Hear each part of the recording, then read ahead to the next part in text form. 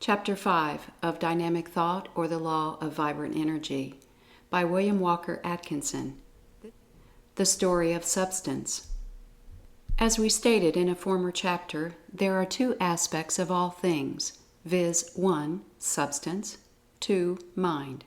In this and the following two chapters we shall consider the first one, substance, which science calls matter. Perhaps it would be as well to begin by asking ourselves the question, what is substance? The answer seems to be anything that takes up room, the body aspect of things, matter occupying space, etc. Some writers have spoken of substance as something tangible that can be felt, but this definition will not do, for there are forms of substance too fine to be felt, and so perhaps the definition, the body of things, is as good a definition as any, taken in connection with the thought that it takes up room.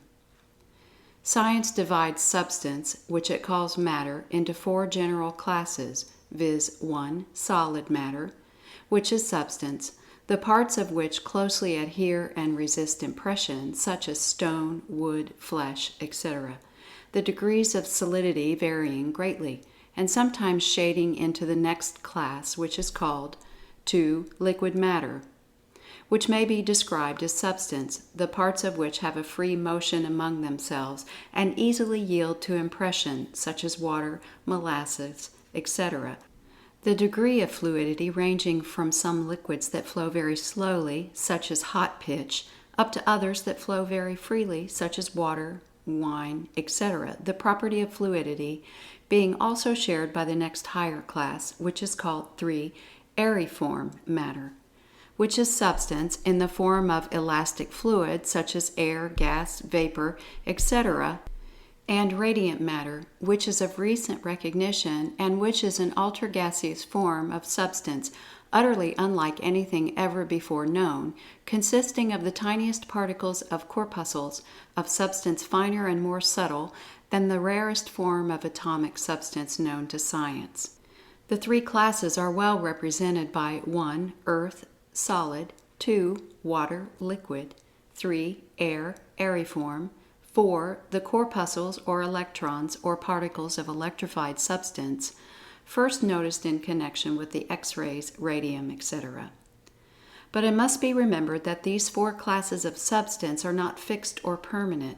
On the contrary, they are changeable either under pressure when subjected to heat or under the influence of electricity, etc. In fact, the word condition is more applicable than the term class.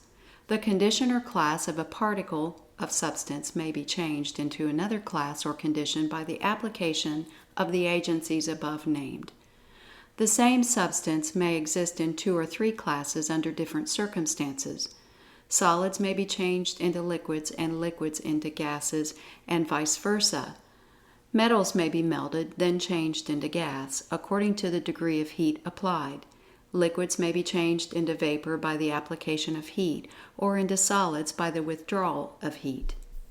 For an example, we may turn to water, which is a solid in the condition of ice, a liquid in the condition of water, and steam in the condition of vapor. Quicksilver is a metal which is in a liquid condition in our ordinary temperature, but which becomes a solid when subjected to a very low degree of temperature, and may be transformed into a gas under a high degree of heat.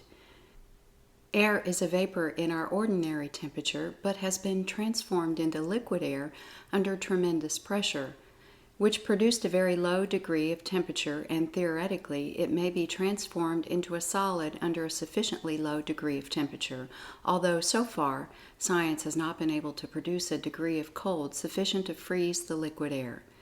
It is all a matter of freeze, melt, and evaporate in all forms of substance, and any substance, at least theoretically, is capable of being subjected to any of the three conditions just named, and being manifested in the respective conditions of solid, liquid, and aeriform. This may actually be accomplished with the majority of substances at this time, although in some instances we are not able to produce a sufficiently high temperature to melt and evaporate certain solid substances, on the one hand, or a sufficiently low degree of temperature to liquefy or freeze solid certain vapors. But the intense heat of the center of the earth is able to melt rocks and show them as liquid lava flowing from volcanoes.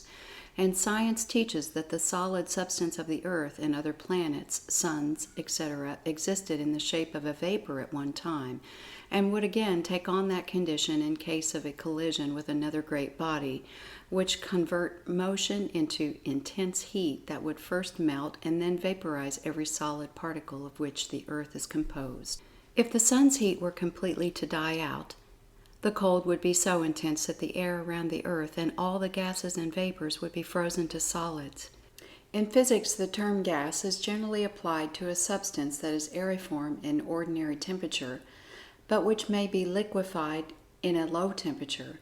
The term vapor being generally applied to the aeriform condition of substances that are solid or liquid in our ordinary temperatures, but which may be evaporated by heat and thus transformed into an aeriform condition, resuming their original form upon cooling.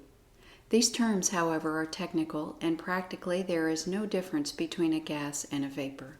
In the above statements regarding the possibility of the transformation of each of the several forms of substance into other forms, the reference has been applied only to the three better forms, i.e., solid, liquid, and aeriform. The fourth form or state of substance, known as radiant matter, is of too recent discovery to admit of its properties being accurately observed. The best and latest opinion of science, however, is that it constitutes what may be called primal matter, that is, substance from which all other forms, states, kinds, and varieties of substance arise, the stuff from which they are manufactured. Science seems to be discarding the ether theory of the origin of matter in favor of this primal matter. Physical science divides substance into masses, molecules, and atoms. That is, the old physical science did. But the later investigators now see that even the atom may be subdivided. But the old terms may as well be used, at least for the time being. Let us consider these divisions. A mass is a quantity of substance considered as a whole, but which is composed of a collection or combination of parts, molecules. A lump of coal, a piece of iron, a portion of meat, even a drop of water, is a mass. The only requisite for a mass is that it contains two or more parts or molecules. Therefore, a mass is a collection or combination of two or more molecules considered as a whole. A molecule is the physical unit of substance, or, in other words, the smallest part of any kind of substance that can exist by itself and still remain that particular kind of substance, but not the smallest chemical part. The latter is called an atom, and atoms combine to form a molecule. The molecule exists as a unit and cannot be split or separated by physical means, although it may be separated into atoms by chemical means. In order that we may form a clear idea of the molecule, let us take a very small mass of matter. A drop of water, for instance. This drop of water is a mass composed of a great number of molecules. It may be divided and subdivided into smaller and still smaller parts. This division may be carried on until it reaches a point where our sight and instruments are unable to make a further subdivision. But theoretically, the work may be carried on still further until at last a limit is reached where we are unable to divide the water into any smaller parts, without separating its chemical constituents from each other, in which latter case there would be no water at all. Its chemical constituents, or atoms, having separated and now appearing as two atoms of hydrogen and one atom of oxygen, separated and apart and no longer forming a molecule of water. Well, this smallest possible part of water, or any other form of substance, is a molecule. Remember, the molecule is the smallest part of that kind of substance that can be produced by division and subdivision without destroying the kind of the substance. It is the smallest part of any kind of substance that can exist by itself and maintain its kind. In order that you may grasp the minuteness of the molecule, we may mention that science claims that no molecule, even the largest, is of sufficient magnitude to be seen under even the strongest microscope. It has been calculated that if a drop of water as large as a pea were magnified to the size of the earth, the molecules would then appear no larger than the original drop. The space between the molecules is believed to be considerably larger than the molecules themselves. The figures that are necessary to use in connection with molecular substance are likely to stagger the imagination. Besides speaking of the molecules of inorganic substance, it may be interesting to note that a spider's thread is so fine that a piece of it large enough to circle the earth would weigh only half a pound. And yet each thread is composed of 6,000 filaments. And each of these minute filaments may be divided into tiny bits, and each bit will still be a mass of substance containing thousands of molecules and their constituent chemical atoms. There are living, microscopic creatures so small that 5 millions of them might be crowded into a space the size of a pinhead. And yet each of them have organs, and in these organs fluids circulate. Try to figure out the size of the molecules of the fluids circulating in these tiny organs, not to speak of the chemical atoms. When you handle a coin, an infinitesimal portion of it is worn off. Can you figure the size of the molecules composing that part? When a rose throws off its perfume, it emanates tiny particles of itself. Can you measure or weigh the molecules composing that odor? The human mind is compelled to realize the finiteness when it considers these things. But we have only just begun to consider the smallness of things. An atom is the chemical unit of substance, that is, the smallest chemical part that can enter into combination. It has been considered indivisible, that is, incapable of further subdivision. That is, it has been so considered until very recently, but the latest discoveries have exploded this idea and have shown the atom is composed of certain other things, as we shall see a little later on. Still, we may use the atom as a very good unit of measure, for it still represents the unit of chemical substance, just as the molecule is the unit of physical substance. In order that you may understand the difference between molecules and atoms, physical units and chemical units, let us give you a few examples. Take a molecule of water, the physical unit, you remember. When it is chemically separated or analyzed, it is found to contain 2 atoms of hydrogen and 1 atom of oxygen. Both chemical units, remember, which when united and combined form water, but which when separated are simple atoms of certain chemical gases. The proportion in water is always the same, 2 of hydrogen and 1 of oxygen. This is the only partnership that will form water. The molecule of table salt contains 1 atom of sodium and 1 of chlorine. The molecule of air contains 5 chemical gases, of which nitrogen and oxygen are the principal ones, the proportion being about 3 parts of nitrogen to 1 of oxygen. Some molecules are far more complex. For instance, the molecule of sugar is composed of 45 chemical atoms, and sulfuric acid of 7. An atom is estimated at 1/250 millionth of an inch in diameter. But this is not all. The old theory of the finality and ultimateness of the atom has been shattered by the recent discoveries of science. The atom of hydrogen was formerly considered to be the refinement of substance, the ultimate atom, the smallest and finest atom possible or known, the last thing that could be imagined about substance. Some even went so far as to declare that the atom of hydrogen was the ultimate element. That is, the element out of which all other atoms were made, the mother of atoms. It was supposed that all other atoms of matter were composed of a varying number of hydrogen atoms, which themselves were vortex rings in the ether, and that analysis could go no further. Science rested on its oars and pronounced the work of a century completed. But alas, no sooner was the position reached than the discovery of radiant matter and the formulation of the corpuscle theory brought down the whole theoretical structure, and science was compelled to take up the hunt again and to probe further into the inner recesses of things for the ultimate thing. But nevertheless, atoms still exist, although their finality is no longer urged. The facts remain, although the theory has fallen. Let us see about this latest theory, the corpuscle or electron theory. The discovery of radiant matter and the investigation of the late discovery of radium has led to the further discovery that each atom, instead of being a thing in itself, is a little mass containing numerous other things called corpuscles, or electrons, because electrified.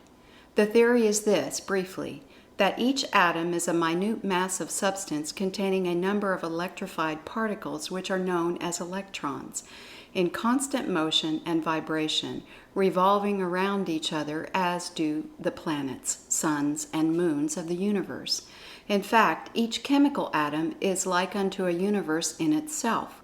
The simplest atom, that which was supposed to be the ultimate atom, the atom of hydrogen, is supposed to contain within its tiny self no less than 1,000 minute corpuscles, which because electrified are called electron, revolving and fixed in regular orbits within the containing globe of the atom. The more complex forms of atoms are supposed to contain a far greater number of electrons, the authorities estimating those in an atom of oxygen at 10,000, those in an atom of gold 100,000, and those in an atom of radium 150,000. These figures are of course mere scientific guesses, but when compared with the similar guess regarding the size of the atom, they give a startling illustration of the size of the newly discovered corpuscle or electron. Another authority for an illustration asks us to consider a great globe about 100 feet in diameter, that is, of course, 100 feet through its center. Let the globe represent the atom. Then imagine 1,000 minute specks, each the size of a pinpoint, composed of substance, and each containing, as in a capsule, an atom of electricity. Each speck is revolving around each other in a regular orbit in the great 100 feet through globe, and keeping well away from one another. That will give you an idea of the relative size of the electrons and atoms, and the room that the former have to move about in. Good many feet between each, you will notice. Lots of room and plenty to spare. Try to figure out the size of an electron. Many readers of the magazines have been confused as to the relation between the corpuscles and the electrons, or ions as some have called the latter. The matter is very simple. They are both the same. The corpuscle is the tiny particle of matter, which because it is electrified and has thus become the unit of electricity, is called an electron. From the viewpoint of substance, we call the tiny particle a corpuscle. From the viewpoint of electricity, we call it an electron. These electrons are the tiny particles that pour forth from the pole in the Crookes tube and constitute what are known as X-rays, cathode rays, Becquerel rays, etc. They also are the particles that are thrown off and emitted by radium and similar substances. They exist in the atom, as explained, but also are found free and independent, and in the last condition or state are thrown off in the aforesaid rays and by radium, etc.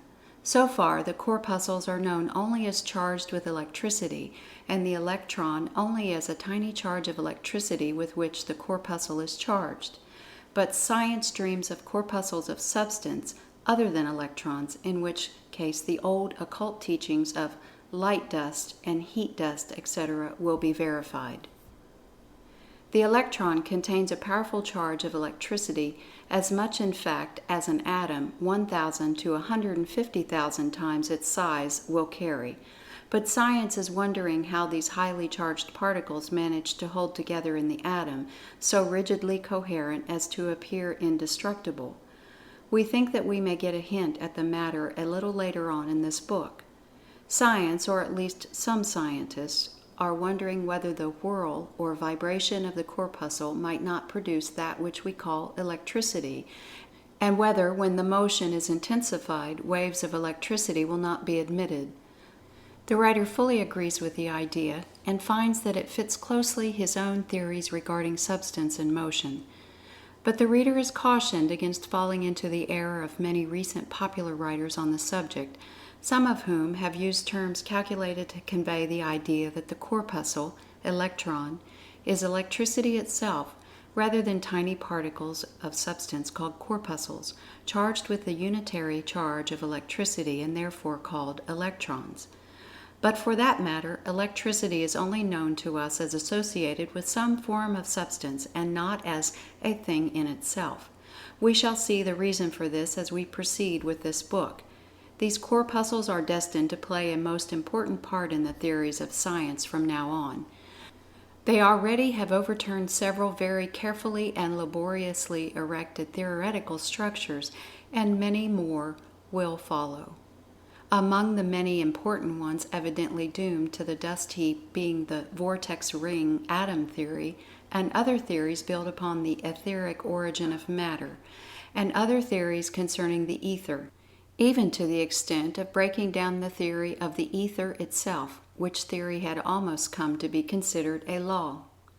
We shall further consider the corpuscles and their qualities, characteristics, etc. in the next chapter, for they have an important bearing upon the theories advanced in the course of the study of this book.